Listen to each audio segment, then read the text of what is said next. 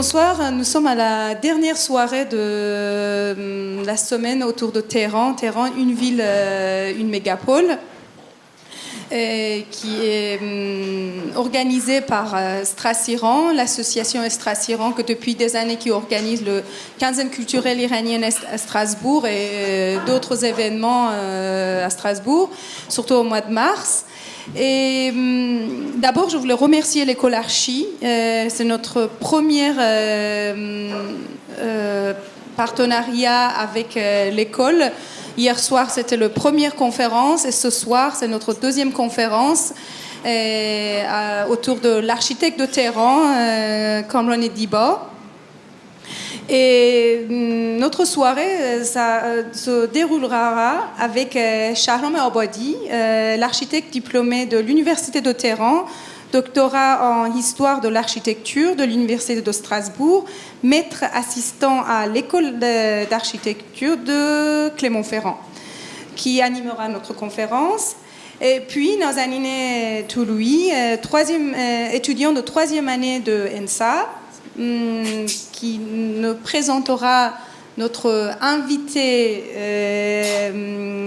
l'architecte Kamran Ediba, que vous pouvez poser des questions et réponses depuis Malaga, en Espagne.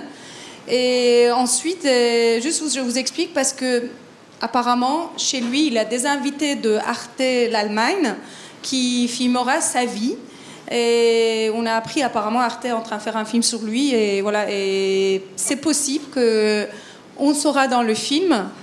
Bon, après, si vous voulez pas, on va dire qu'il y aura droit d'image et vous voulez pas être que ce sera dans le film. Ça, on le fera signer à Arte allemand. Et je vous avais dit, ce soir, c'est la dernière soirée de notre semaine autour de Téhéran, mais l'exposition qui s'appelle Téhéran sous les pieds des montagnes continuera jusqu'à 15 octobre à Bibliothèque André Malraux. Si vous avez le temps d'aller le voir, c'est intéressant quand même. En plus, il y a un de ses œuvres, ça veut dire un de ses œuvres que je laisse qu'ils vont vous expliquer avant que je dise. Il y aura sa photo dans cette exposition. Bon, je laisse la parole à Shahram. Et... Oui, bonsoir.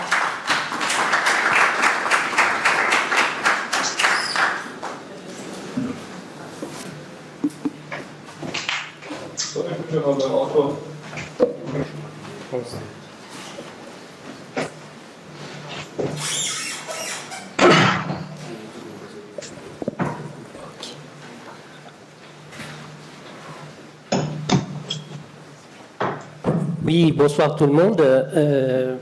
À mon tour, permettez-moi de vous souhaiter la bienvenue dans l'école d'architecture, enfin pour ceux qui ne sont pas étudiants ici. En tant qu'ancien chercheur et un peu aussi enseignant de cet établissement, je me permets donc de vous souhaiter la bienvenue ici. Ensuite, je voudrais remercier, comme Afsané, l'école d'architecture pour nous avoir donné ces locaux pour cet événement. Et puis également, je voudrais remercier les organisateurs, donc l'association Strass-Iran, qui m'a donné cet honneur et cette occasion de contribuer, même si c'est une humble contribution, à cette semaine sur la ville de Téhéran. Donc, si j'ai bien compris, jusque-là, vous avez vu Téhéran comme une ville au pied des montagnes. Ensuite, vous avez vu un petit peu la sociologie de la ville de Téhéran. Vous avez vu le film « Pourquoi Téhéran n'a plus de grenades ?» Et ce soir, donc, on va terminer avec un architecte, je dirais plutôt avec des architectes, parce que moi, je vais faire une petite introduction sur les différentes générations d'architectes qui ont construit à Téhéran, mais pas seulement, en Iran, des architectes qui ont amené un petit peu de la modernité dans la physionomie des villes iraniennes et en particulier Téhéran. Donc c'est pour ça que je me suis permis en fait de corriger, de paraphraser un petit peu le titre de cet événement. Kamran Diba, pas l'architecte de Téhéran, mais figure emblématique d'une génération d'architectes, au pluriel, de Téhéran. Donc vous avez déjà quelques portraits en bas, je ne vais pas vous les présenter tous, mais vous verrez au cours de ma présentation, vous les connaîtrez, enfin vous connaîtrez quelques-uns de ces figures. Alors donc, comme vous le savez, les historiens, pardon, comment ça avance, voilà. Les historiens aiment à remonter dans le temps, chercher les origines. Les Iraniens aussi aiment l'histoire. Donc un historien iranien, imaginez ce que ça va donner. Mais rassurez-vous, je ne vais pas aller trop loin, jusqu'au milieu du 19e. Plus exactement l'année 1867, c'est l'année où le premier étudiant iranien qui a fait des études d'architecture en Europe rentre en Iran. Le monsieur que vous voyez donc en bas du diaporama, qui s'appelle donc Mirza Mehdi Khan Shaqori. Donc, il fait partie d'une équipe, de la première équipe en fait des étudiants qui sont envoyés au milieu du 19e siècle en Europe pour apprendre les sciences modernes, nouvelles, qu'on ne connaissait pas en Iran. À cette époque-là, on n'a pas encore d'établissement d'enseignement supérieur moderne en Iran. Il y a Darul Funun, mais c'est vraiment embryonnaire. Et on n'y enseigne pas toutes les disciplines. Alors, ce monsieur, donc, on va dire le premier architecte iranien, parce que voilà, il a fait des études de 1857 à 1867 à l'École normale supérieure de Paris, et puis à l'École centrale des arts et manufactures, dont il sort diplômé architecte en quelque sorte, même si à l'époque les spécialistes vont me reprocher cela, il n'y avait pas vraiment de diplôme d'architecte. Donc voilà, il se prétend quand même architecte formé en France. Et bon, quand il rentre en Iran, il aura pas mal de problèmes à trouver de la commande. Pendant une quinzaine d'années, il va même travailler incognito comme ouvrier sur des chantiers pour gagner sa vie. Et finalement, on le présente au roi et il a quelques commandes, parmi lesquelles vous avez deux ici qui montrent un petit peu le dilemme du premier architecte iranien. Et c'est un dilemme qui va, en fait, auquel vont être confrontés toute une génération, mais pas seulement, plusieurs générations d'architectes iraniens. Le dilemme entre la tradition et la modernité. Et par modernité, j'entends pas la modernité dans le sens qu'on entend ici en Europe. Déjà, la rencontre avec l'Occident, entre guillemets, ou avec la culture européenne est une modernité. Donc, quand j'utilise le terme modernité ici, ça ne veut pas dire le modernisme artistique et architectural en Europe, c'est déjà la rencontre avec une culture plus avancée. C'est un film que je fais à Cuba. Ah oui. Quelques petits problèmes techniques. Donc voilà, on voit déjà en haut donc, la mosquée Sepah Solar. Donc cette mosquée-là, qui est l'une des plus grandes mosquées de Téhéran, construite par ce monsieur Mirza Mehdi Khan Shaqori, qui est en fait déjà une synthèse de l'architecture traditionnelle iranienne, mais également l'architecture ottomane, donc au niveau des minarets, au niveau de la coupole, on a déjà quelques traces d'un métissage que ce monsieur, par sa culture, on va dire transnationale, internationale, a apporté à la ville de Téhéran. Mais en bas, vous voyez un bâtiment franchement classicisant en quelque sorte. Si vous regardez par exemple la colonnade en bas, donc c'est ce bâtiment qui a servi de la première Assemblée nationale iranienne. à partir donc de la révolution de 1907, montre déjà une inspiration des bâtiments, on va dire, européens, de l'architecture européenne. Donc lui-même, dans ses souvenirs, dans ses mémoires, pardon, il raconte que quand on lui demande de faire le projet d'une restructuration de la place d'Algue de Téhéran pour construire des ministères autour de la place, il dit, je le cite, « Je m'étais inspiré pour ce projet de quelques belles œuvres européennes ». Donc on a déjà un dilemme, une hésitation entre l'architecture traditionnelle et l'architecture moderne européenne. Alors, dans la suite de ce premier architecte, donc, se dégagent deux voies à suivre. D'abord, une première qui est partisan de suivre l'ère du temps. Le représentant en est Vortan Hovhanessian, un architecte arméno-iranien ou irano-arménien. Lui, il prend position par rapport à cette question de la modernité ou du traditionnalisme en quelque sorte. Il pose la question, si l'on demandait à l'un des partisans de la réhabilitation des styles anciens de l'architecture ce qu'il penserait si on les habillait des vêtements de l'époque de Cyrus, que répondrait-il?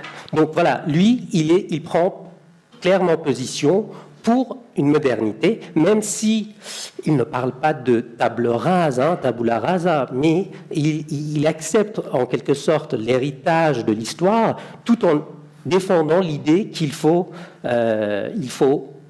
faire du moderne. Donc vous voyez deux de ses œuvres, encore une fois, modernes, dans le sens qu'on entend en Iran. Vous allez me dire que le bâtiment en bas, c'est plutôt classicisant, mais bon, pour l'Iran de l'époque, c'est quand même du moderne, mais le lycée des jeunes filles en haut, vous voyez qu'il rappelle un petit peu, on va dire, l'architecture de Mallet Stevens, peut-être de Loos, Adolf Loos.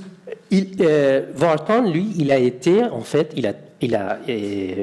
l'architecture à l'école spéciale d'architecture à Paris, et il a collaboré, il a travaillé dans l'agence d'Henri Sauvage. Donc voilà, la modernité qu'il défend, c'est celle-là, celle qu'on voit dans l'œuvre de Sauvage, des types comme Mallet Stevens ou un petit peu moins Adolf Loos. Cette voie-là, on ne va pas en parler, on va parler plutôt d'une seconde voie, ou plutôt d'une troisième par rapport à l'œuvre de M. Diba, mais je vais évoquer avant une deuxième voie, l'historicisme national. Donc, dans les années 30, en Iran, on a la montée du régime Pahlavi, donc Reza Shah, qui vont installer donc un régime, une monarchie qui modernise le pays sur un discours nationaliste en s'appuyant sur les civilisations anciennes, surtout les Sassanides et les Achéménides. Donc là intervient un personnage très intéressant, un certain André Godard, un architecte français, diplômé de l'école des Beaux-Arts, archéologue qui a travaillé en Irak de 1910 à 1912, en Égypte en 1914 et en Afghanistan en 1922. Lui, il va être recruté par le gouvernement iranien pour, en fait, chapeauter, diriger le service du patrimoine ou des antiquités de l'Iran dans le cadre d'une convention entre la France et l'Iran. Je ne vais pas entrer dans le détail. Et il va être donc le directeur du service et de la bibliothèque d'archéologie, mais également du musée de l'Iran, le musée national, ou le musée de l'Iran antique, comme on l'appelle en persan. Il va être cofondateur et le premier directeur de la première faculté d'architecture en Iran, la faculté des Beaux-Arts, sur le modèle parisien, bien entendu. Et donc, on va lui demander aussi de construire quelques bâtiments importants, notamment le bâtiment que vous voyez donc en bas, ici, justement le musée national de l'Iran. Et pour construire ce musée, il va s'inspirer et même prendre modèle sur le palais de Tisfun, Eyvan Castro, Torre Castro, dont vous avez une reconstitution là-haut. Donc, alors, je ne sais pas si c'est son idée à lui ou plutôt une directive qui vient d'en haut, mais en tout cas, ça va dans le sens de la politique du gouvernement. Et en tout cas, ça, c'est en quelque sorte le début d'un mouvement qu'on peut appeler historicisme national ou nationaliste, et dont on a d'autres exemples à Téhéran. Je vous en ai mis 2 ici, Banque Melli, donc la Banque nationale, et l'ancienne préfecture de Téhéran, qui est devenue le ministère des Affaires étrangères. En fait, donc on voit que Godard, il n'est pas l'instigateur de ce mouvement, il s'inscrit dans un mouvement plus général encouragé par le gouvernement en place, qui cherche des modèles ou une inspiration dans l'architecture antique de la Perse, ou de la Perse antique plutôt. Et donc, je pense que ça, c'est le début d'un autre mouvement, donc la troisième voie, qui s'occupera de faire une synthèse, en fait, de cette architecture traditionnelle et des techniques, de la technologie moderne et de l'architecture moderne dans le sens de ce qu'on entend en Europe à ce moment-là. Donc, parmi les protagonistes de cette troisième voie, donc, nous avons Hu Chang-Seyhoun, qui a été élève d'André Godard, qui a été diplômé d'abord à la faculté des Beaux-Arts de Téhéran, puis ensuite est venu à Paris sur la recommandation d'André Godard pour faire des études ici, à l'École nationale supérieure des Beaux-Arts, et en sortir diplômé en 1949. Et donc, quand il rentre en Iran, il va être le second directeur, le deuxième plutôt directeur de la faculté des Beaux-Arts pendant 10 ans, et il va construire de nombreux plutôt monuments dédiés aux artistes et aux savants de la Perse ou de l'Iran. Je vous en ai mis un exemple pour montrer l'effort qu'il fait pour chercher un modèle dans l'architecture traditionnelle iranienne, et pas seulement dans les périodes pré-islamiques. Vous avez en haut donc le modèle qui est la tour de Gombad Corvus, donc on va dire le prototype des tours mortuaires dans l'Asie mineure, et un monument de l'architecture islamique iranienne. Et en bas, vous avez la mausolée qu'il a construite pour l'Avicenne, donc le savant pour Avicenne, pardon, le grand savant perse Ahmedan en 1950. Donc, vous avez bien sûr le portrait de Hu Chang-Seyhoun en bas, et vous avez 2 autres personnages. Bon, c'est une petite devinette, même si je pense que vous pourrez déjà en reconnaître un déjà avec l'image que vous avez vue tout à l'heure. Mais bon, on va jouer le jeu, on va avancer petit à petit. Donc, Hu Chang-Seyhoun, il va être enseignant et directeur de la faculté des Beaux-Arts. Il va former toute une génération très sensible à l'architecture traditionnelle iranienne, notamment Hossein Amonat, donc celui qui a conçu notamment Shahyad à l'origine, qui est devenu par la suite la tour de la liberté. Shahyad, ça veut dire monument au roi ou le souvenir de roi. Au milieu de la plus grande place de Téhéran, à une époque, je pense qu'elle le reste toujours, dans les années 1960. Et ce monsieur, donc, Hossein Amonat, dit à propos de Hu Chang-Seyhoun qu'il est vraiment le premier à avoir sensibilisé les étudiants d'architecture en Iran à l'architecture ancienne. Donc, je le cite ici, et Hossein Amonat, il dit « À l'époque où je faisais mes études, donc dans les années 60, l'architecture iranienne était méprisée. c'est Seyhoun qui l'a réanimé en offrant une interprétation moderne de cette architecture. Donc c'est la voie que suit également Hossein Amonat. On voit par exemple dans ce monument qu'il s'inspire également, comme André Godard, de l'arc sassanide. Si on remonte un peu pour revoir, voilà, donc cet arc-là, qu'on retrouve ici, va être utilisé pour la tour d'Azadi, mais pas seulement. On a également les motifs de l'architecture islamique qui est composée avec cet arc. Donc, un effort de synthèse de la tradition tout en construisant des monuments plus ou moins modernes.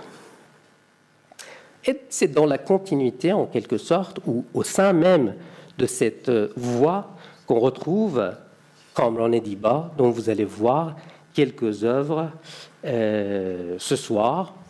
Bon, vous êtes présenté par Nazanin Touloui. Donc je donne juste quelques éléments de biographie de Monsieur Diba. Il est né en 1938 à Téhéran, donc il est un Téhéranais de souche, entre guillemets. Il a été diplômé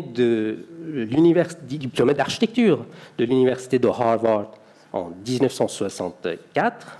Il a fait également des études de sociologie au niveau master entre 64 et 65 avant de rentrer en Iran et exercer comme architecte et urbaniste praticien pendant 12 ans, jusqu'à la veille de la Révolution. Il fera une vingtaine de projets primés et de réalisations, dont une douzaine sont à Téhéran même. Et donc, il a également enseigné au début des années 70 à la faculté des Beaux-Arts de Téhéran. Donc, je pense que ces éléments suffisent. Après, y a-t-il meilleur moyen de connaître un architecte que de connaître ses œuvres? Je ne pense pas. Donc, je vais laisser la parole à Nazanin pour vous montrer et vous présenter quelques exemples des réalisations de Darabe Diba. Je vous remercie de votre attention.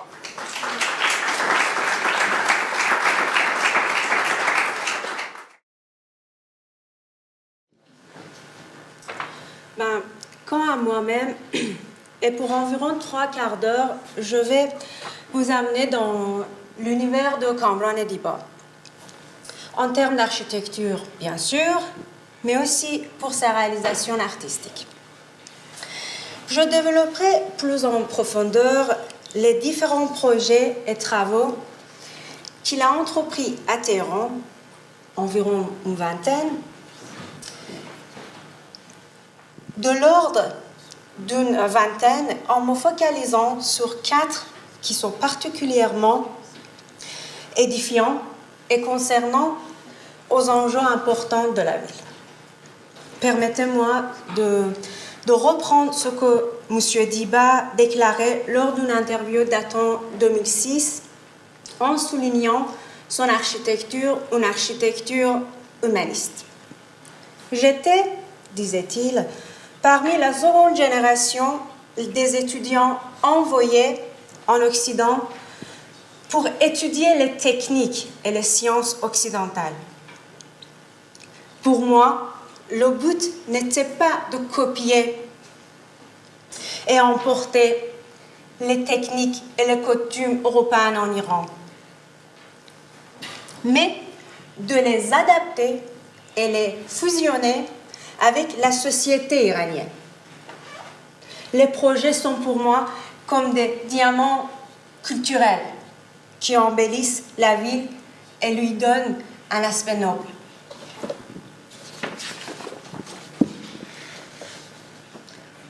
Le premier projet que j'évoque avec vous ce soir, également le premier projet que M.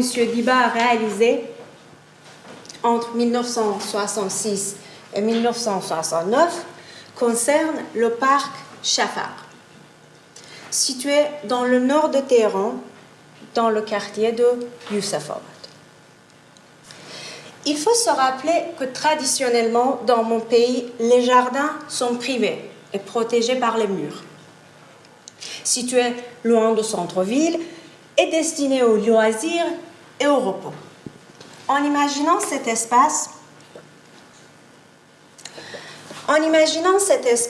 public, M. Diba a souhaité casser, en partie, la notion de jardin persan que je vous l'ai expliqué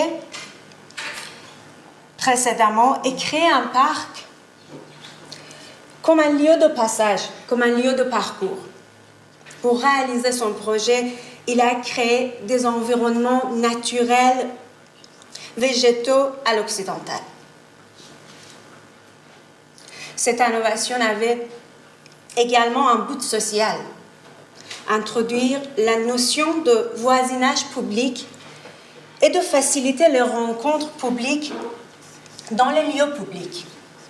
Techniquement, à cette époque, ce fut une véritable révolution, car plusieurs entrées permettaient l'accès au parc et chaque entrée débouchait sur une ou plusieurs rues voisinantes.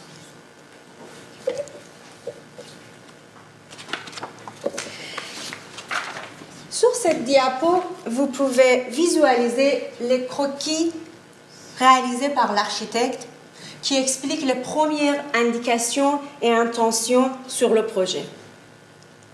Voilà ce que disait M. Diba sur ses intentions. J'ai créé, disait-il, plusieurs entrées en continuité des ruelles autour du parc pour le relier à son voisinage par des parcours piétons. Ces parcours, vous les voyez dans l'image en bas, en couleur jaune, sont nombreux, divers et permettent de longues promenades et une circulation très fluide à l'intérieur du parc.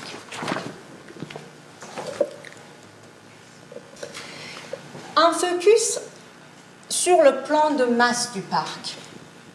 Le bâtiment central, ce qui est tout en haut, que je vous ai indiqué, existait déjà sur le site, mais c'était en état de ruine.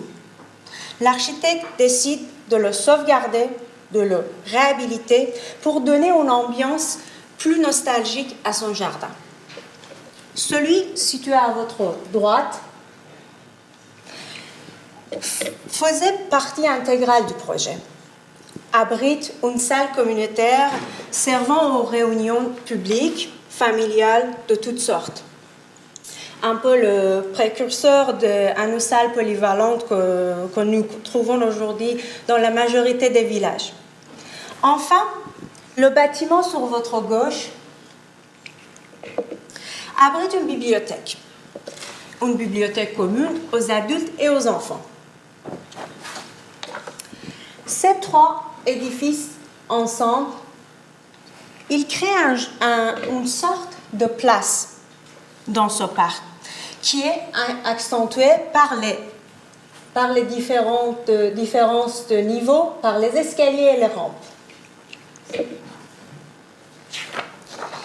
Sur cette image, vous comprenez mieux la conception de ce parc. Les bâtiments dont nous parlions, l'entrée qui est située là, la place, le noyau central du parc, les escaliers, le lieu de rencontre. Et aussi à votre gauche, vous voyez le bâtiment ancien que M. Diba a sauvegardé seulement la façade à l'ancien. L'architecte a voulu sauvegarder la façade du bâtiment ancien pour un but plus important, dans le but de préserver les traditions architecturales anciennes et de construire un nouveau bâtiment moderne derrière cette façade. Ce focus vous permet de visualiser l'état actuel du lieu. Aujourd'hui, le parc. Vous retrouvez les bâtiments que nous évoquions. À droite, la salle communautaire. À votre gauche, la bibliothèque. La place, les escaliers et aussi les rampes qui descendent en bas. Cette différence de niveau crée une ambiance conviviale et sereine au sein de ce parc.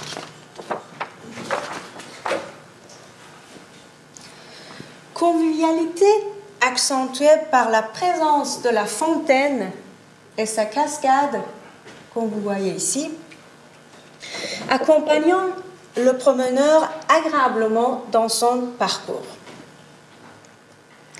Une autre vue du parc, les verdures, les arbres, et aussi les escaliers pour créer la différence de niveau. Le deuxième projet sur Téhéran concerne le musée d'art contemporain de Téhéran, situé dans la partie centrale, à l'est du parc Lale. Kamran Diba disait à ce sujet: comme un peintre pendant les années 60, je me suis intéressé aux arts contemporains. C'était mon rêve de développer et réaliser l'idée d'un musée d'art contemporain à Téhéran. Il en a rêvé et il en a fait. Entre 1967 et 1976. L'organisation de volumétrie de l'édifice est basée sur deux éléments majeurs. Le premier, le hall d'entrée.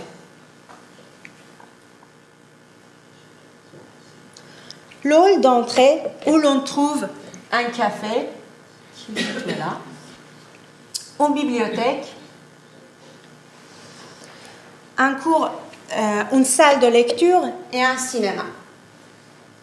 Le second est une cour intérieure, ce que vous voyez ici, appelé le jardin des sculptures, et entouré des galeries interconnectées et articulées. Ces galeries abritent des salles d'exposition de différents volumes. Situées tout autour de la cour centrale, comme vous voyez sur l'image, est reliée par un rampe circulaire, ainsi que les passants dans le jardin gardent une vue totalement dégagée vers la rue. L'architecte a été inspiré par des éléments de l'architecture traditionnelle iranienne. Par exemple, je vous donne quelques exemples. Par exemple, Hashti, en français, le vestibule. Comme vous voyez ici. C'est quoi? En Iran, cette zone, située après l'entrée de la maison, est le lieu de distribution vers les autres espaces. L'autre élément, Chaharsour, par exemple. De grands et hauts espaces recouverts par des voûtes qui sont un des éléments de construction des bazars. Ma'bar, en français, l'allée, qui sert à relier différents espaces et les galeries.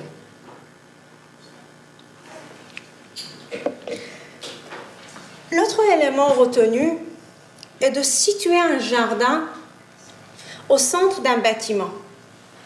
Cette relation entre le corps de l'édifice qui entoure le jardin est une caractéristique de l'architecture traditionnelle. Ces éléments sont créés en utilisant les formes basiques de géométrie, comme le rectangle, le carré, et les répéter pour concevoir un plan symétrique, traditionnel et en même temps très moderne. L'une des originalités de cet édifice est la création de la forme ondulante et la volumétrie vernaculaire de Roofscape de Yazd et de la partie centrale d'Iran. Voilà un exemple de la tour des vents de Yazd, ma ville préférée en Iran, et les similitudes avec la réalisation faite pour le musée d'art contemporain de Téhéran. Et la lumière. La lumière naturelle joue un rôle considérable dans la conception de musées, qui permet à toutes les galeries d'être éclairées. Les revêtements en courbe, ce que vous voyez, et en cuivre, que vous voyez là, permettent de diffuser la lumière dans les galeries de bâtiments. On verra une photo un peu plus détaillée plus tard. Et en termes techniques, un petit mot sur le skyline. Vous remarquez sur l'image que les 4 cheminées de la lumière représentées sur l'image créent un skyline très homogène. Cette image vous décrit la cour intérieure de l'édifice que nous avons évoqué précédemment. Nous noterons qu'une caractéristique de l'architecture de M. Diba est d'utiliser les sculptures, comme vous voyez là, dans les espaces urbains pour concevoir et pour définir l'aménagement paysager. À titre informatif et pour que vous assimiliez bien la conception de l'intérieur du musée, je vous propose les 5 prochaines images.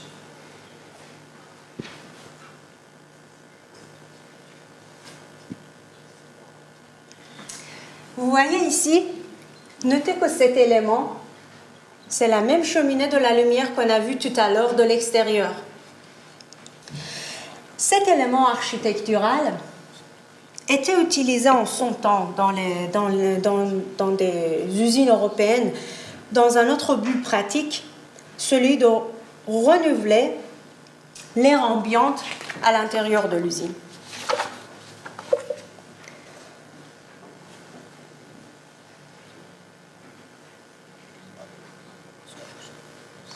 C'est le hall d'entrée de musée.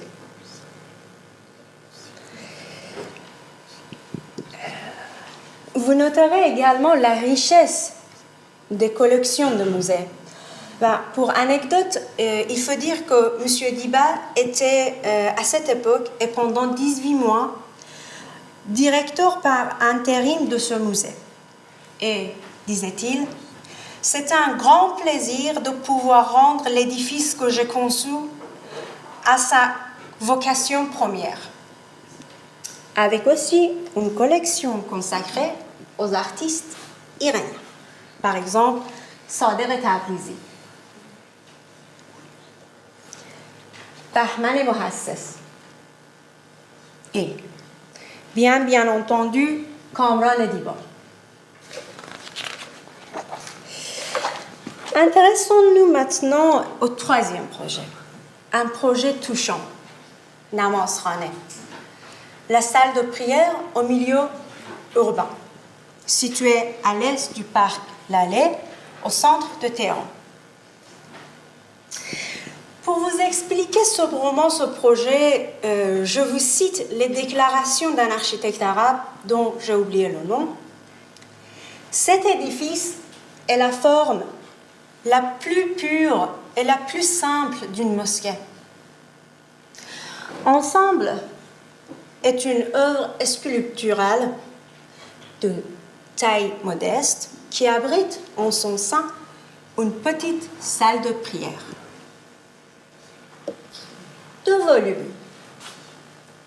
volumes alignés différemment pour créer le dynamisme volumétrique constitue l'édifice.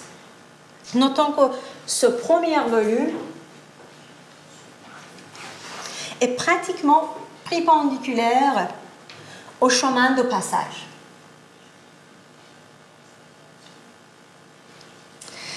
Le plus important entoure le second. L'espace de prière orienté vers la direction de la Mecque, le Qibla chez les musulmans, de fente verticale qui sont situés là, créent la connexion entre l'extérieur de l'édifice et l'intérieur.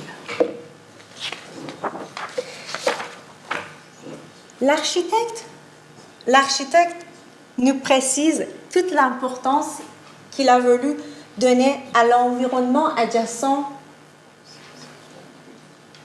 à la salle de prière, en construisant les escaliers monumentaux, une porte, et pour créer des séquences urbaines. Et enfin, pour conclure sur Téhéran, évoquons rapidement le 4e projet réalisé par M. Diba entre 1970 et 1978.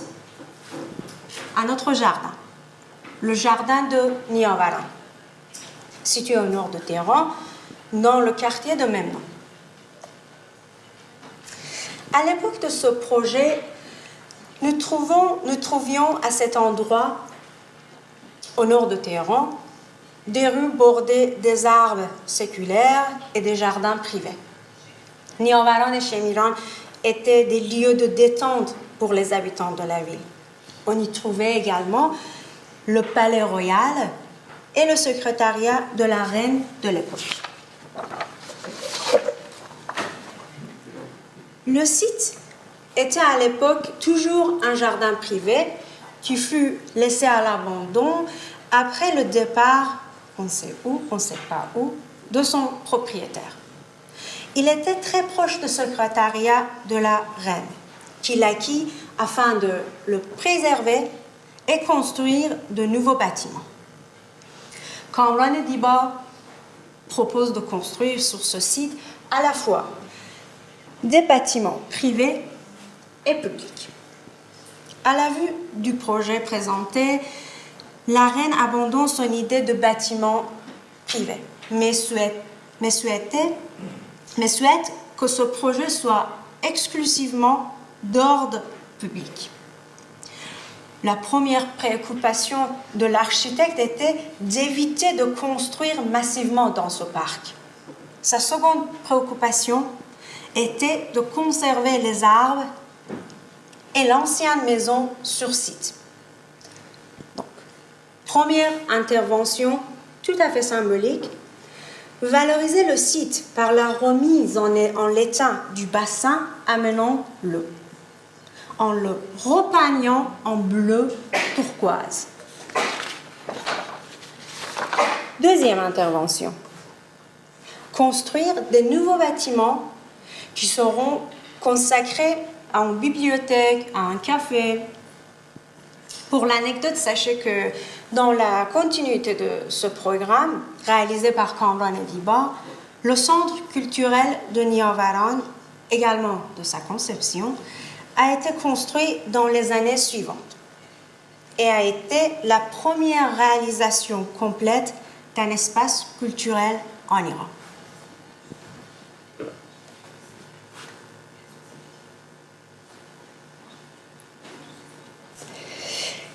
Évidemment, les projets conçus par Kamran Diba ne s'arrêtent pas à Téhéran.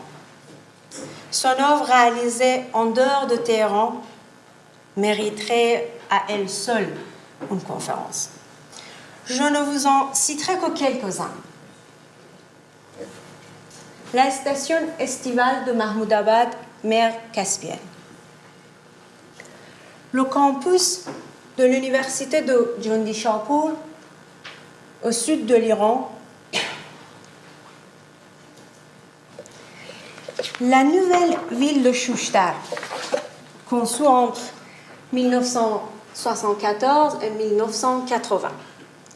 Ce projet a obtenu le prix de l'Aga Khan, ou Aga Khan, a été présenté aussi à Los Angeles, au Musée des Arts Contemporains, lors d'un événement mondial où étaient présentés tous les projets de siècle, et à la Biennale de Venise. Notons un article rédigé par le magasin architectural Lotus, qui disait entre autres: c'est C'est l'image d'une ville parfaitement iranienne, à la fois antique et moderne, remplie de la culture vernaculaire persane, mais aussi de la culture mondiale. Les images suivantes vous donnent un aperçu sur la conception de la ville.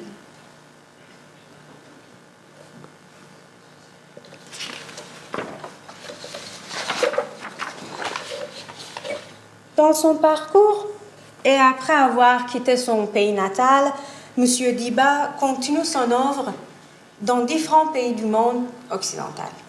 Par exemple, à Washington, en Costa del Sol, en construisant des villas, à Malaga,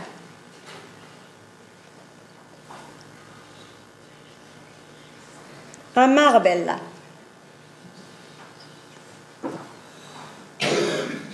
et etc. Et pour conclure, trop rapide, introspective de l'œuvre de M. Diba, je souhaite trop rapidement vous décrire son œuvre artistique en quelques images. Ce sont des images de son exposition de ses œuvres à Dubaï, datant 2012. Et qu'on a évoqué précédemment à la Musée d'art contemporain de Téhéran.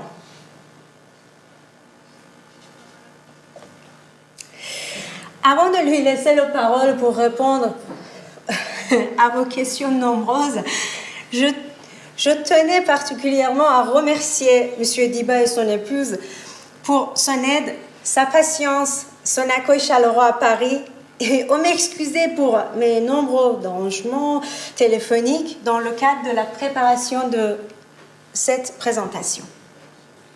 Et merci à vous, cher public, pour m'avoir consacré votre temps et attention.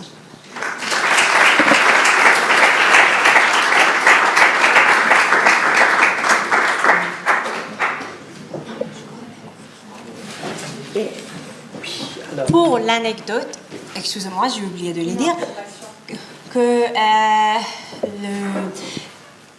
une toute petite partie des tableaux et des œuvres qu'elle existe dans le musée d'art contemporain de Téhéran, il sera accueilli par le musée en Berlin.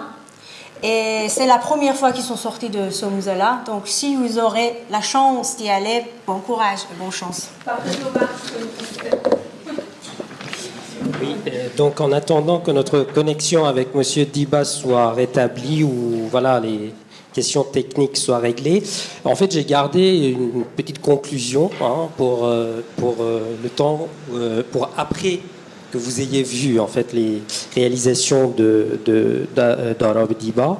Donc c'est un peu une interprétation personnelle, donc voilà toute la responsabilité de cette affirmation retombe sur moi-même.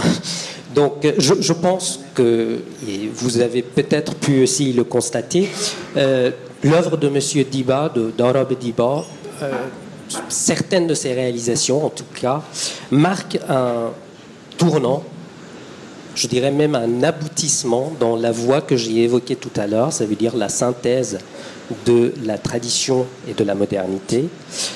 Et je pense que avec certaines de ces réalisations, on dépasse l'étape de la reprise des motifs et des modèles dans l'architecture ancienne, dans l'architecture traditionnelle, et on arrive à une inspiration des principes théoriques et des modèles spatieux de l'architecture iranienne traditionnelle. Donc, on aura l'occasion de lui demander s'il est d'accord avec cette interprétation ou pas. On a M. Diba là. D'accord. Donc, maintenant la parole. Je ne sais pas si vous voulez ajouter quelques mots, M. Diba, ou... بخونم ببینم که چیه بلکه پیدا کنم می‌دونی یه تیکه‌هاشو پیدا بکنی برای اینکه اون استرکتور اینو عوض کرده بکنی استرکتورشو عوض کرده. Apparemment, il répond à une autre question parce que Ah, belle, ok. Oui. Bonsoir, madame et monsieur. Je vais essayer de parler un peu français. Bon, en tout cas, je parlais anglais. J'espère que tout le monde comprend si c'est nécessaire quelqu'un pour traduire. Nous sommes en train de filmer cet événement pour Arte. Si vous êtes gentiment changer votre position, venez un peu proche de l'écran. Parce que les gens derrière, c'est pas visible pour le film. Ah, d'accord. Donc, si vous pouviez vous avancer d'un rang, hein, s'il vous plaît, ou peut-être les jeunes qui sont derrière au fond de la salle, si vous pouviez vous mettre au premier rang, comme ça, voilà, ça serait gentil. Je sais pas si, à part le changement de disposition de la salle, si vous avez autre chose à ajouter avant qu'on passe aux questions-réponses.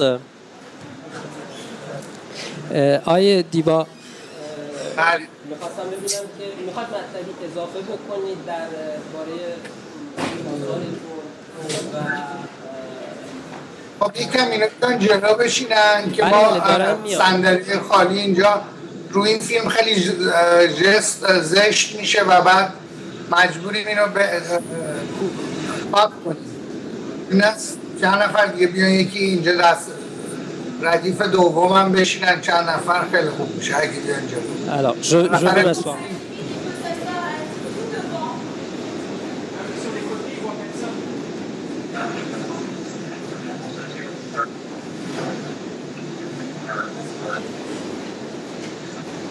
As much better. Après, la première question, c'est en farsi. Là, on fait salle comme là. En persan. بعد سالن پر شد دیگه دیبا حالا بفرمایید. بله یکی هم بیاد این بغل بشینه. بله خیلی خوب.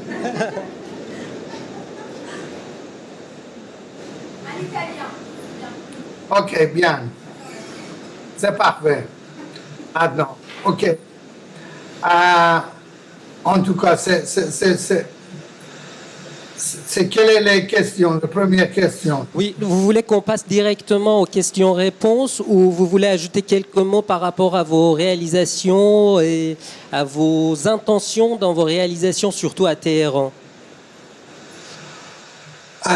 Vous avez déjà, Nazanin, présenté les œuvres, mon œuvre.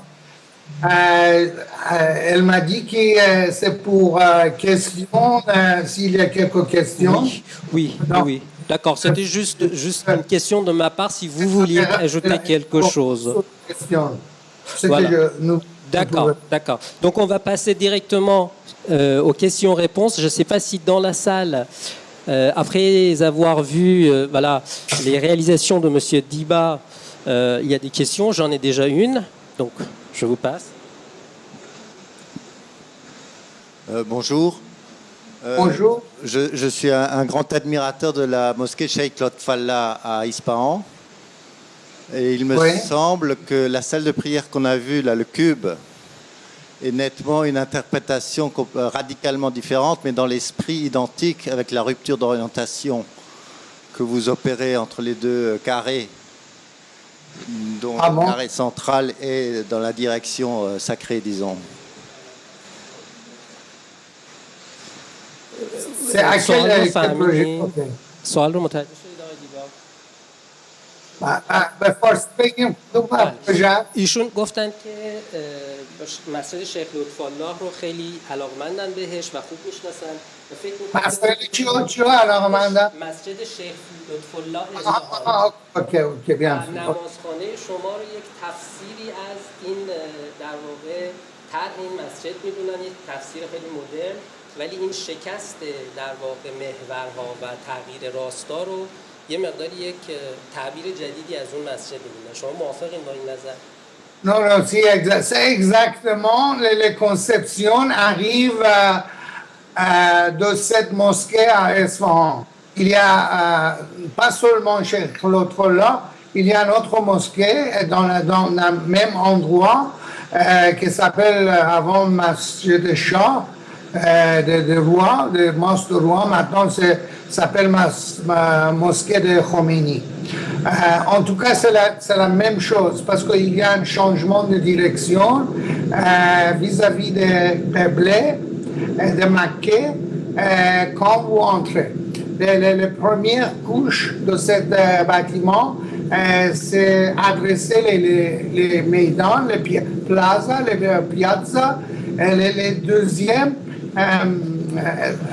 vous avez un, comment on dit, galou. Il y a un col de passage, un petit passage qui changeait les directions. Les personnes qui font cette expérience, c'est pas à réaliser les changements. Les changements, c'est très subtil. En tout cas, c'est la même, plus ou moins, c'est plus rigide ce que je fais dans le parc à Téhéran, et c'est seulement une idée artistique. C'est quelque chose entre les sculptures de terrain, de earth sculpture et architecture. C'est exactement ce que ça. Et, en même temps, il y a une fonctionnalité attachée avec ce bâtiment parce que les gens trouvaient les replays, les directions de Makkah, la Mecque, pour prayers. What is that? Pour prier. Exactement. C'est expliquer votre question. Là, vous avez toute la raison pour associer cette idée, ce concept avec les mosquées à Isfahan. Voilà, et je pense que c'est une preuve aussi de mon affirmation de tout à l'heure. Donc, avec Diba, on est dans l'interprétation des principes de base de l'architecture iranienne et pas la reprise des formes et des motifs traditionnels. Donc, je ne sais pas s'il y a d'autres questions. Oui.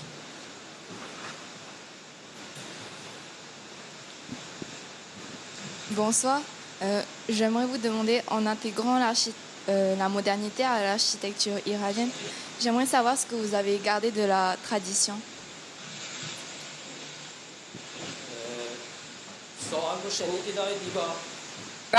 سوال بعده ولی خب چیه شما تکرار در ادغام ترکیب معماری مدرن با معماری سنتی ایران شما چه چیزی رو از سنت نگه داشتید؟ حفظ کردید؟ Les concepts, ils sont traditionnels, les concepts. Aussi, train de vie des gens, c'est donner une indication pour les quel genre de fonctionnalité pour les bâtiments. En même temps, il y a, comment on dit, a lesson to be learned from the old buildings. Comment dire, une leçon à apprendre de mosquées, d'anciens bâtiments. Et ce que c'est très curieux, qui historiquement, les Iraniens détruisent tous les bâtiments historiques. L'exception, c'est les mosquées, parce que ils sont peur de toucher des mosquées. Autre bâtiment, parce que nous avons une histoire avec 2500, avec beaucoup de rois qui ont construit civilisations. Beaucoup de civilisations anciennes se détruisent totalement avec le nouveau. Ce que se reste, c'est la mosquée. Parce que la mosquée, c'est la sacrée, une architecture sacrée. Les gens hésitaient pour toucher Quelquefois, ils sont maintenir les mosquées dans bonnes conditions. Aussi, il y a une autre leçon, hein, parce que les traditionnelles maisons iraniennes, il y a deux couches. Un parti extérieur pour les hommes, un parti intérieur pour les femmes et les enfants. Les parties premières qui adressaient des roues, c'est comme une couverture islamique, qui s'appelle hijab. C'est comme hijab. Un genre de couverture. Et ils ont traduit les mêmes concepts dans l'architecture. Parce que les premières cours avec les chambres, ils sont pour les hommes, pour les visiteurs des hommes, la vie des hommes. Dans l'intérieur, c'est seulement pour les familles. Pour les familles, pour les femmes, pour les visiteurs de femmes. Il y a des séparations dans les maisons traditionnelles. Il y a quelques exemples de cette maison à beaucoup de villes anciennes en Iran. Heureusement, ils sont conservés, préservés les maisons anciennes. Parce que quand je suis en Iran, je suis dans un comité qui allait à Esfahan pour faire un enregistrer toutes les maisons privées qu'il y a une valeur traditionnelle, valeur avec les, comment on dit, handicraft, artisanal, artisanal iranien qui occupaient, parce que ils sont pas faits de sculptures en Iran. Les arts arrivent, sculpture, figuration, c'est plutôt interdit religieusement. Les Iraniens trouvaient une manière pour exprimer artisanalement sur les bâtiments, toutes les décorations, des choses comme ça, qui est partie de l'architecture. C'est pas séparé. C'est exactement, c'est la, comment on dit, leçon que j'ai obtenir de tradition, aussi de train de vie d'autres peuples iraniens qui beaucoup parlaient des fonctionnalités de l'architecture. Merci, Monsieur Diba. Je pense que peut-être je pourrais ajouter un petit complément par rapport à cette distinction entre espace extérieur et intérieur dans une maison traditionnelle iranienne. Donc, vous l'avez sans doute compris, donc il y a une partie qui est consacrée en fait aux visiteurs et aux gens étrangers à la maison, donc où on reçoit plutôt les invités, et une partie intérieure qui est réservée à la vie de famille. Donc il y a une sorte de privacy, une intimité, une hiérarchisation de l'espace. Donc et après on suit avec la question suivante. Merci. Bonsoir, Monsieur Diba. J'aimerais savoir quand vous en parlez d'architecture traditionnelle ou d'architecture antique, votre regard, c'était plutôt un regard sur l'architecture avant de l'envahissement des Arabo-musulmans ou après, ou c'est un repris des deux. Quand on parle d'architecture traditionnelle dans vos œuvres, ça concerne plutôt quelle époque? Bon. Le modernisme, c'est le modernisme international qui est introduit en Iran dans le 19e siècle. Commencé, les gens de voyager à Occident, plutôt France. Il avait, comment on dit, il apprend des choses européennes. Après, petit à petit, ils ont changé de manière de construction avec le style de Bauhaus. Les jeunes iraniens qui étudiaient en Europe. فکر می‌کنم یه سوء تفاهمی توی سوال پیش اومد، چند صدا نمی‌اومد. سوالشون این بود که شما معماری سنتی ایران رو معماری کدوم دوره می‌بینید؟ پیش از اسلام یا پس از اسلام یا هر دو؟ Non, c'est après Islam.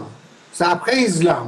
Plutôt, je dis, début du XXe siècle. Début du XXe siècle qui modernisme entre en Iran. Avant ça, nous avons parlé d'architecture au bâtiment traditionnel. C'est tout à fait récent. C'est pas plus avant l'islam. Nous n'avons pas beaucoup d'exemples. Il y a des choses, comment on dit, broken pieces of stone and, put together by archaeologists. Ils ont reconstruit quelque chose avec des archéologues qui trouvaient les pièces perdues de choses. Après, ils construisent pas totalement un bâtiment, un architecture complet. Il y a traces. Il y a quelques traces anciennes. Bon exemple, c'est Takht Jamshid, Persepolis, qui est dans un bon état. En tout cas, il gardait ce que c'est pas des philosophies, c'est pas reconstruire les choses anciennes comme avant, comme toujours. Il gardait des choses. Les plus d'architecture intéressante en Iran, c'est après l'islam. Donc, si j'ai bien compris, M. Diba pense que cette distinction pré-islamique, après-islamique, c'est plutôt quelque chose qui arrive avec la modernité. Donc avant, on n'avait pas cette distinction. Oui, Bonsoir M. Diba, j'ai une question. Quelles sont vos raisons dans le choix de la forme du toit du musée d'art moderne? Est-ce que vous étiez inspiré par un bâtiment ou monument construit en Occident, comme par exemple Pompidou? Alors, به فارسی میگم اگر صدای من میشنوید. بله، حالا مثال بودم در انتخاب فرم سقف موزه هنرهای معاصر، اینکه به این شکل شما سقف‌ها رو به حالت خمیده در آوردید و بریدید برای اینکه گفتن که نور بیاد. این دلیل دیگه هم داره این فرم انتخابی که کردید؟ آیا مثلا از یک ساختمونی در خارج که بوده الهام گرفتید؟ Non, cette forme c'est ce fenêtre, plus ou moins une fenêtre. Ils utilisent ce genre de choses dans bâtiments industriels parce qu'ils ont utilisé tous les murs de l'intérieur. C'est des skylights, des lumières comment on dit, de plafond. Aussi, il y a dans la offre beaucoup d'architectes modernes comme Le Corbusier, comme Louis Certes. Ils ont utilisé la même genre de choses.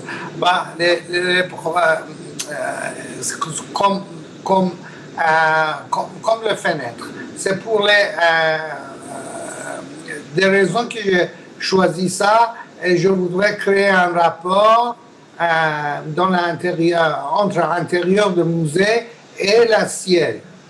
Parce que si vous êtes là, vous avez des lumières naturelles, plus vous avez visuellement, vous êtes dans le contact avec les ciels. C'est plus important.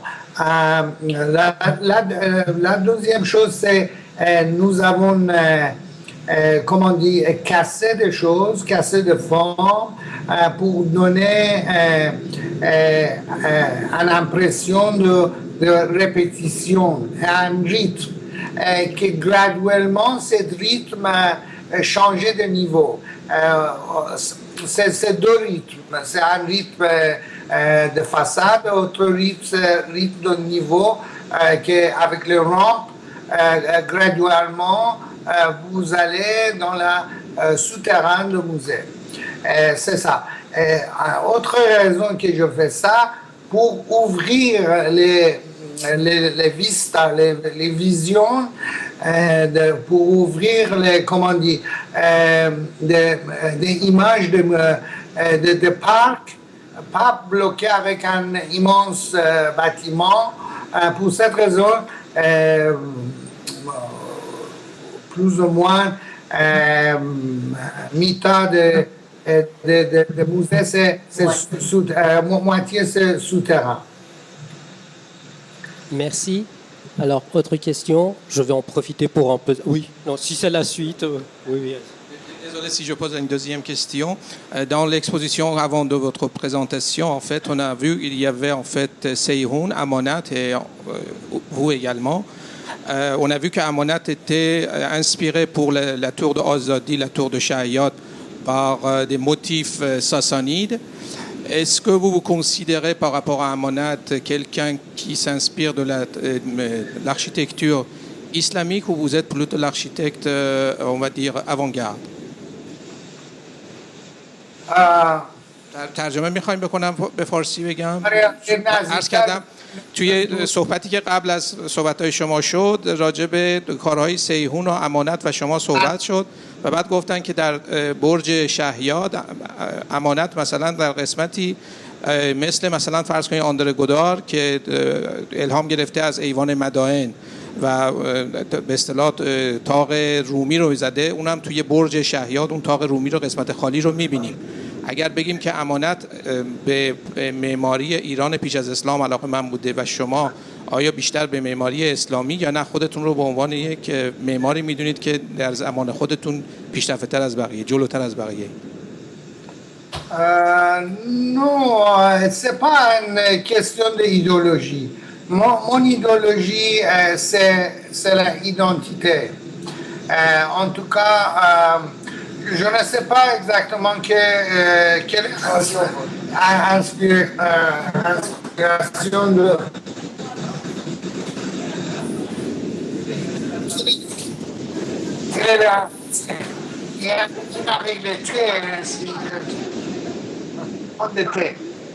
En tout cas, c'est là, j'ai aucune idée de quelle inspiré Amonat. Amonat, c'est très proche avec les Seyhoun. Je ne sais pas, ils sont collaborés. C'est la question pour Amonat. Je n'ai pas un commentaire sur lui. Pour moi, c'est seulement une question d'identité. De tradition, c'est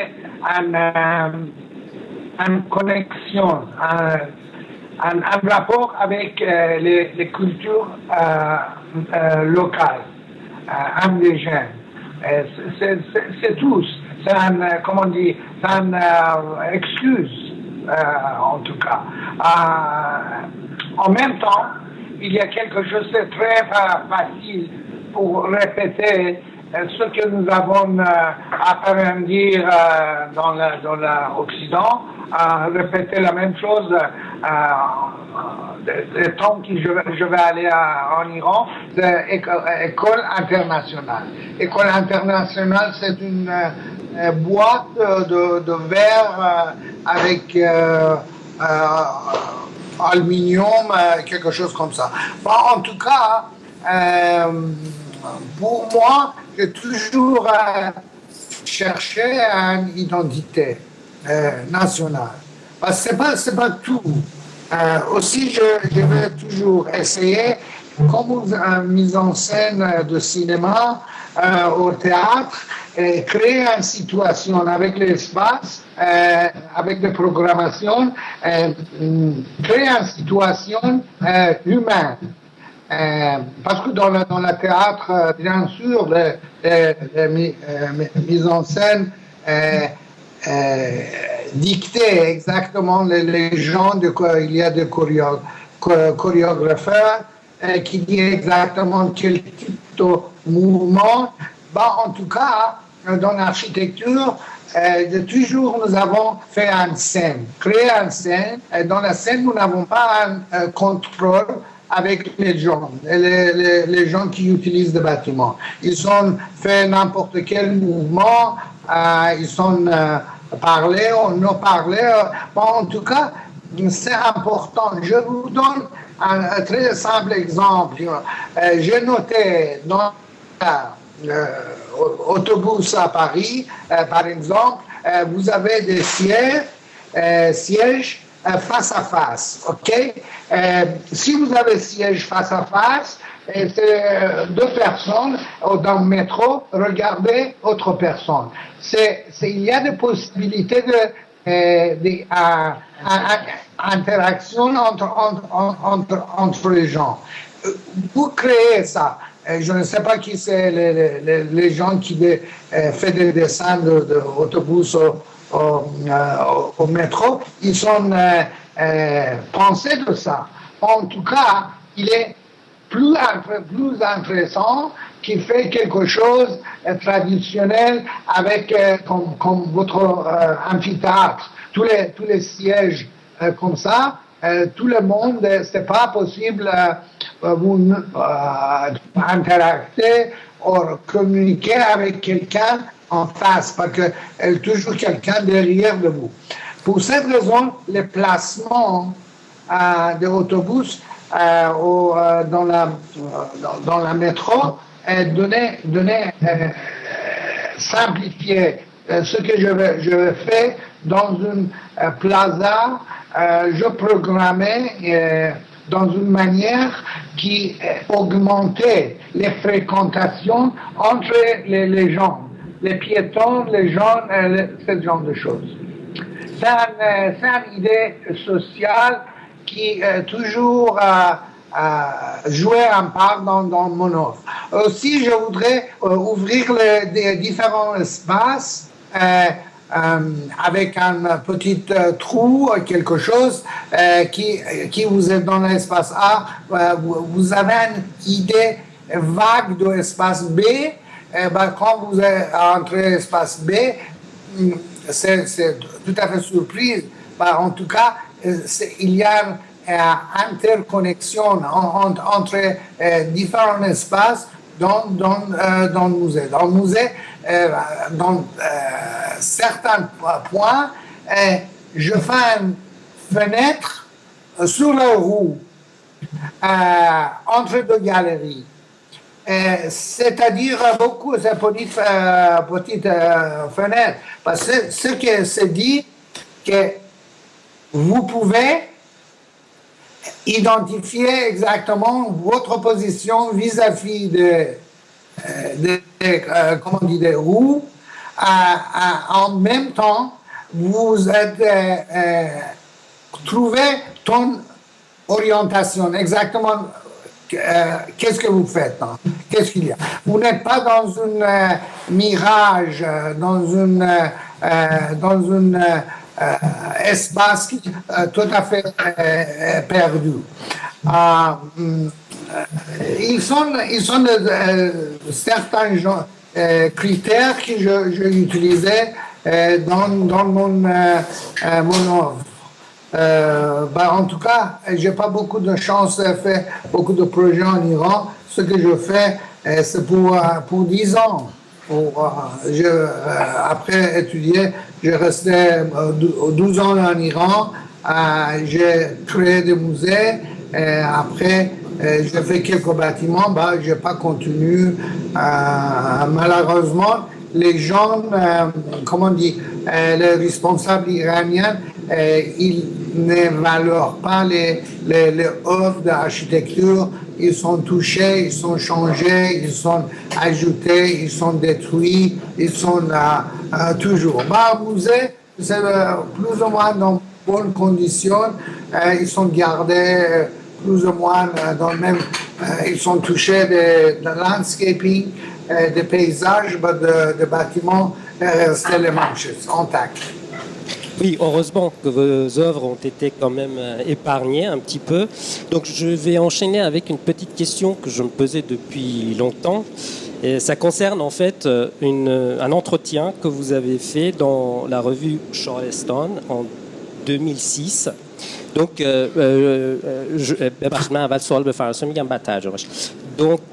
voilà, je vous cite, vous dites dans cette interview que vous avez fait une blacklist des ennemis des lieux et des espaces islamiques ou même plus généralement humains et traditionnels. En tête de cette liste figurent deux éléments architecturaux. D'abord, les hauts buildings, donc les gratte-ciel, les tours, et ensuite la circulation automobile. Alors, d'abord, est-ce que vous êtes vous soutenez toujours cette conviction? Et puis, quand vous regardez la ville de Téhéran, parce que notre événement c'est quand même sur Téhéran, quand vous regardez Téhéran avec ses tours et ses automobiles, vous vous dites quoi? C'est une ville ratée ou vous avez changé d'avis؟ ببخشید سوالم رو اگر که صدا نیومده باشه دوباره تکرار میکنم. توی یک مصاحبه‌ای در سال 2006 مجله شارستان گفته بودید که یک لیست سیاهی از دشمنان فضاهای اسلامی و یا حتی انسانی و سنتی دارید. دشمن اول ساختمان‌های بلندن برای شما، دشمن دوم ترافیک اتومبیل. می‌خواستم ببینم که هنوز نظرتون همین هست و اگر اینه، چون برنامه ما راجع به شهر تهران هم هست، وقتی شهر تهران رو می‌بینید با برج‌هاش و ترافیک‌های اتومبیلش چی میگین به خودتون؟ میگین یک شهریه که به قول پروژه‌ایه که به باد رفته یا به بیراهه رفته؟ Je pense que Téhéran, avant la révolution, il avait un plan général. Les deuxième phase, ils ont commencé à faire un plan de détail. Tous les comment on dit, quartiers, comme Paris, comme France, tous les quartiers, il y a une sorte de bazar, il y a des choses pour acheter alimentation, pour faire des choses, servir les communautés. Vous n'êtes pas obligé d'aller à notre partie de ville pour acheter des choses qui vous ont besoin tous les jours. En tout cas, en Téhéran, après la révolution, les gens, des couches sociales qui ont fait des révolutions, après ils sont, comment on dit, dirigés l'Iran, ils abandonnaient toutes les idées de passé. Ils ont pensé que le master plan général de Téhéran, c'est quelque chose étranger. Après, c'est pas nécessaire. Nous parceller tous les comment dire, tous les terrains, vendus pour n'importe quelle densité. Ils ont oublié tous les land use de l'utilisation de terrain. Ils ont oublié tous. Après, ce qu'ils ont compris, que les gens riches avant, ils sont de automobiles. C'est de automobiles, c'est quelque chose sacré. Les gens tous cherchaient automobile, la municipalité veut des voitures, des municipalités pensaient que créer les autobahns, autoroutes pour accommoder des mouvements de trafic. Et c'est la première chose. ok, il n'a jamais, comment on dit, avancé des idées de métro. Métro, c'est commencé lentement après 20 ans après la révolution. Des idées de transport public n'existaient pas. Tout le monde, ils sont en voiture avec la pollution, avec ça.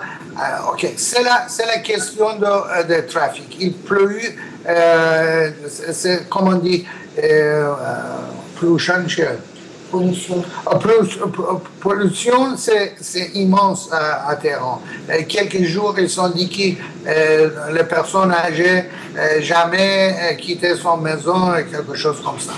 Après, autre chose qu'ils ont découvert, que gagner les municipalités, pas fait en France, en Occident, les gens payaient pour les villes. Vous avez taxe foncière, vous avez taxe habitation,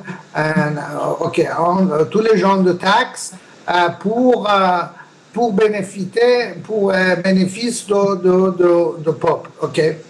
En Iran, ils ont pensé que non, c'est plus facile qu'ils donnaient des comment on dit, des développeurs, le promoteur de construction, vendre des aires, des densités.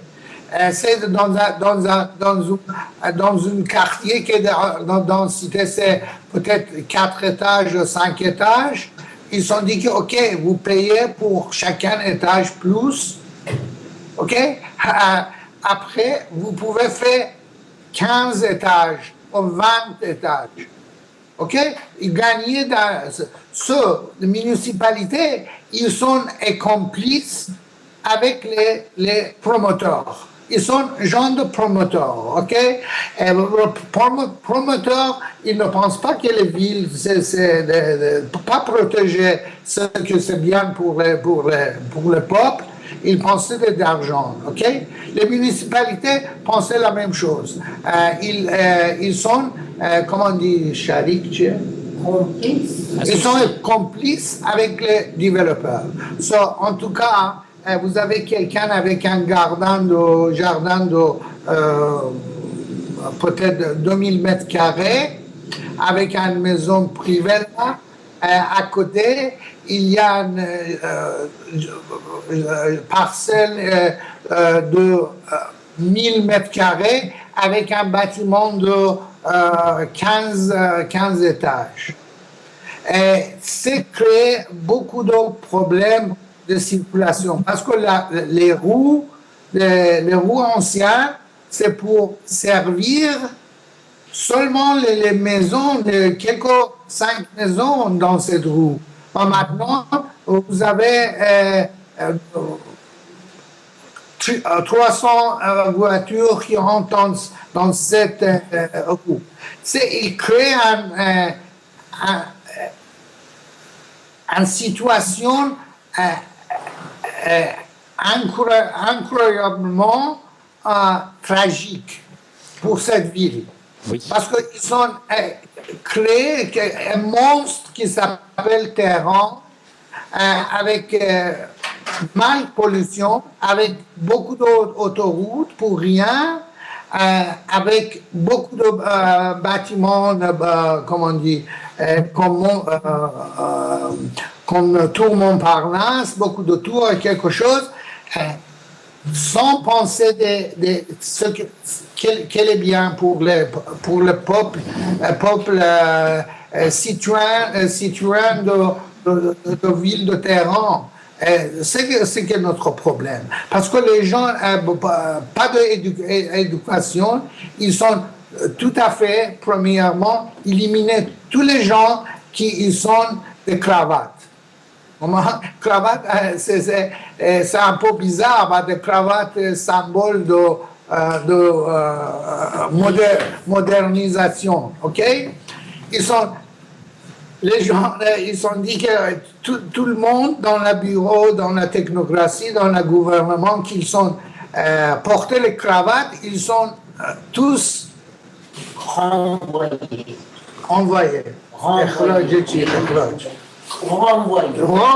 Tout renvoyé. Après, les gens qui servirent la thé, qui est éducation de 6 ans ou quelque chose, ils sont des dirigeants de première classe dirigeants. Ok, maintenant, après plus que 30 ans de révolution, l'Iran changé, il y a une classe éduquée. Bon, en même temps, les fondations de Téhéran basées sur les gens sans sensibilité, sans éduquer, sans jamais voyager dans l'Occident. Si ils sont voyagés en Occident, ceux qui sont les luxe voitures de Porsche, de Ferrari, et des choses comme ça. C'est l'idéal des Iraniens nouveaux riches. En tout cas, quand même, ce que je voudrais conclure, que Téhéran, c'est un désastre écologique, un désastre urbanistique. Ça va faire plaisir aux organisateurs. C'est suffisant. Oui.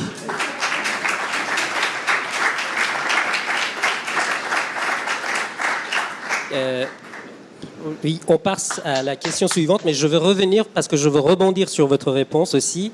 Je laisse Afsoneh. Justement, par rapport à ta question et ce que Monsieur Diba vient dire conclure, et c'est vrai que Téhéran, des niveaux écologiques, c'est un désastre. Et le projet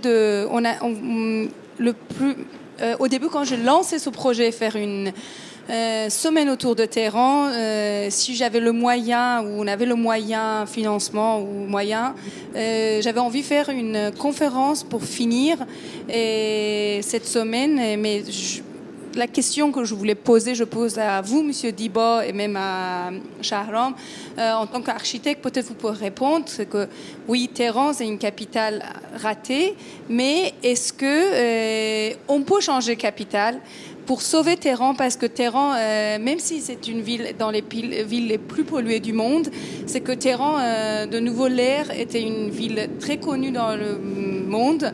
Pour moi, en tant qu'une Téhéranaise, s'il n'y avait pas de pollution, je dis que le meilleur l'air du monde, c'est à Téhéran. On a les 4 saisons. Le 21 mars, on a le printemps. Et le 21 septembre, on a l'automne. On a la neige, on a le soleil, on a tout. L'eau de Téhéran, avant qu'il y ait l'histoire de, on va dire, une sorte de capitalisation, qui aura les bouteilles à vendre, même encore maintenant, l'eau de Téhéran, c'était le plus pur, meilleure l'eau qu'on pouvait boire de robinet, c'était l'eau de Téhéran. Voilà, il y a des belles choses et il y a des bonnes choses à Téhéran.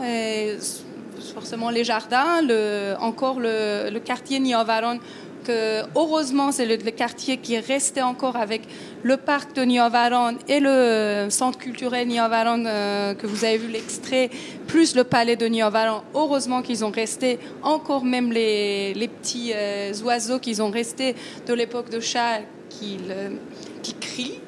Mais est-ce que, encore ma question, c'est que est-ce que le capital peut changer? Est-ce que capitale peut changer et être une autre ville, surtout pour sauver cette ville? Est-ce que c'est possible? Bon, on n'est pas là pour conclure, parce que je ne pense pas que ceux qui sont au pouvoir en Iran, ils ont lancé cette idée-là, mais malheureusement, je ne pense pas qu'il y a... Ok.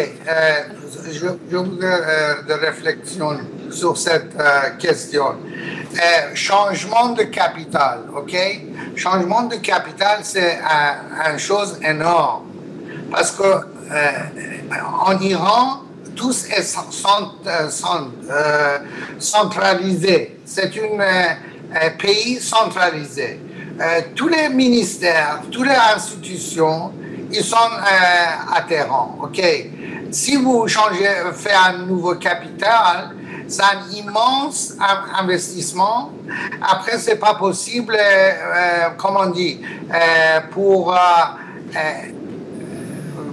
to bouger, tout déplacer, tout bouger, toutes les familles, parce que ils sont des familles. Ok, ils sont envoyés les hommes dans une ministre, dans une autre ville. Qu'est-ce qui se passe avec les enfants? Qu'est-ce qui se passe avec les femmes, les familles, les grandes familles, quelque chose comme ça. En tout cas, c'est pas possible. Graduellement, nous pouvons, comment on dit, we could improve the Tehran. Améliorer Téhéran plus. Ils ont fait déjà un effort pour comment on dit, pour envoyer quelques ministres dans une autre ville. Ils ont fait cette expérimentation, parce que c'est pas très réussi, parce que les gens refusent à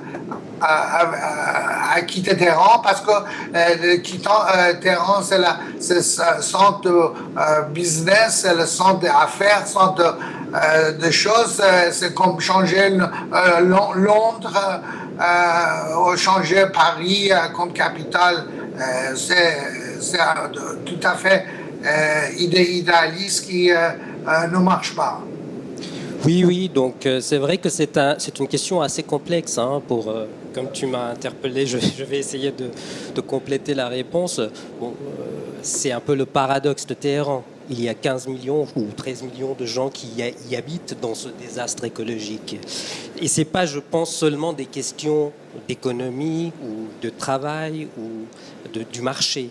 C'est également une identité qui s'est formée, un attachement à une ville dont tu es une preuve vivante, et cet événement que tu as organisé en rend compte.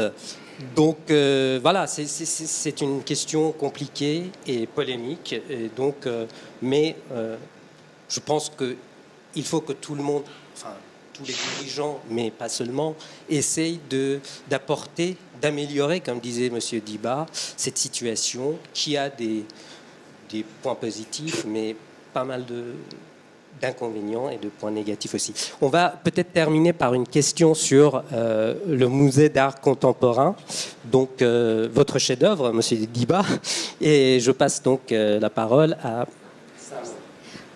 سلام جناب دیبا. من اول سوالمو فارسی میپرسم، بعد فرانسه میپرسم برای حضار. موزه هنرهای معاصر، خب ما بچگیمونو رو جوونیمون اونجا گذاریدیم و برای من مشخصا یه مکان خیلی نوستالژیکه و خیلی تهران، اصلا یه تصویر من از تهران یه بخش عمده‌ایش موزه هنرهای معاصر و نیاورانه. همیشه در مورد معماری ایرانی میگیم که از بیرون یه معماری مدرسته، یه معماریه که درونگراست و خارجش نشونی از داخلش نمیده، انگار جواهر رو در داخلش نگه داشت و رفت داخل رو کشف کنه. اولین سوال من اینه که شما فکر کنید اصلا چرا این توی فرهنگ ایران، مثلا چرا ایرانی ها معماریشون اینجوری بوده؟ دومین سوالم اینه که آیا شما هم این ایده رو داشتیم وقتی که طراحی می‌کردیم موزه هنر معاصر رو؟ چون به هر حال درسته که بیرون این اسکایلاین‌ها، این روابط ما رو ما می‌بینیم، ولی بازم به محض اینکه آدم وارد موزه میشه کلاً فضا عوض میشه و دقیقاً جواهر داخل موزه دریافت می‌کنه باشون واجه میشه. سوال من اینه که شما هم همین قصد داشتین، یعنی ایده با شما بوده موقع طراحی که یه در واقع فضای بیرونی مدرن، یعنی معماری درونگرایانه با من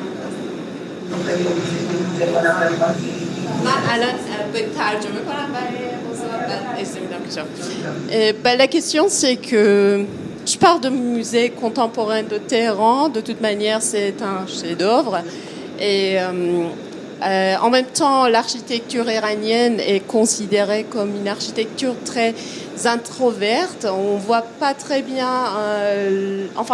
l'extérieur de l'architecture ne montre pas forcément tout ce qui est à l'intérieur. Il faut aller découvrir. La question pour moi, c'est pourquoi culturellement on était comme ça?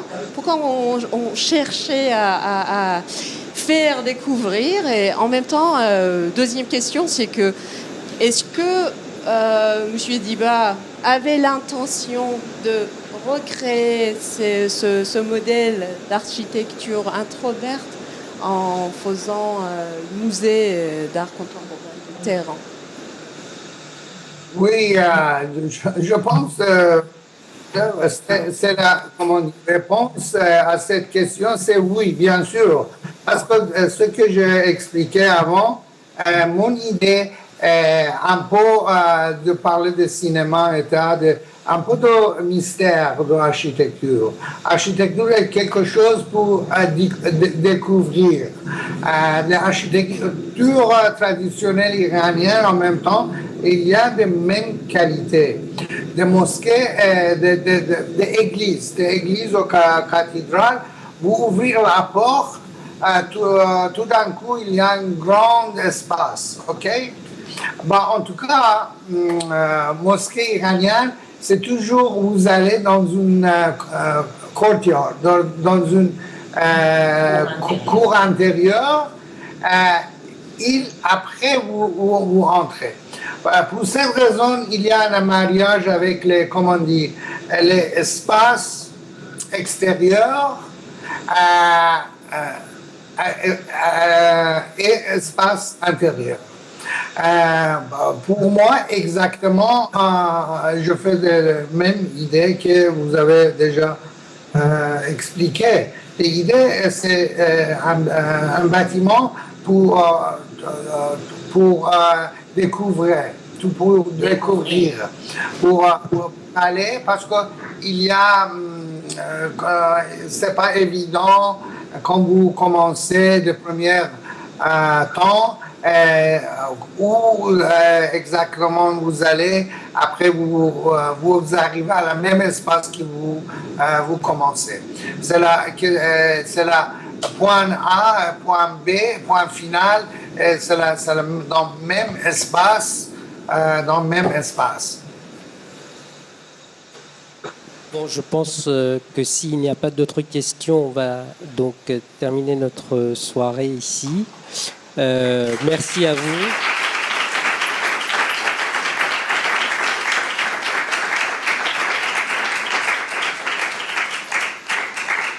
Merci à vous, Monsieur Diba, d'avoir répondu à toutes les questions. Merci à vous d'être resté jusqu'au bout. Et je vous souhaite une très bonne soirée en espérant de vous retrouver pour d'autres occasions, d'autres événements sur l'Iran, mais pas seulement. Le mot de la fin. Oui, pardon. Éventuellement, si vous voulez dire un dernier mot, Monsieur Diba, میخواید پیام آخری چیزی کلام آخری برای حسن ختام اگر دارید؟